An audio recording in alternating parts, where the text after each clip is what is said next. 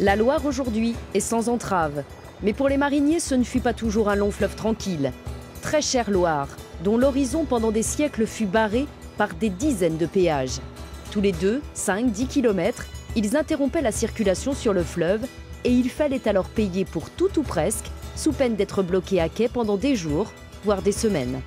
Le sel de Guérande qui remontait la Loire, c'est-à-dire qui circulait vers l'amont pour alimenter le royaume de France, et descendant la Loire, des produits alimentaires comme le vin étaient aussi assujettis les navires eux-mêmes. Circuler, mais payer, jusqu'à 15 deniers pour passer un seul péage, ce qui n'est pas rien au Moyen-Âge. 15 deniers, c'est 1 jour et demi de salaire pour un ouvrier.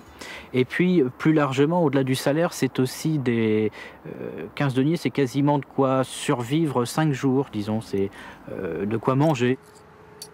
Les péages, en plus d'être chers, étaient souvent considérés comme fort injustes.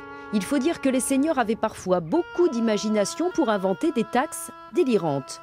Et le champion, toute catégorie de ce racket organisé sur le fleuve, c'était Jean de Cran, le grand-père de Gilles de Rais. Il avait transformé son château de Chantaussé en un véritable repère de brigands, obligeant les navires à se détourner jusqu'au pied du château et en mettant des taxes, par exemple une taxe de voilage sur la voile du navire, une taxe de quillage sur la quille du navire, une taxe de neuvage si le navire était neuf et une taxe de traversage sur les tonneaux de vin qui étaient disposés en travers du bateau.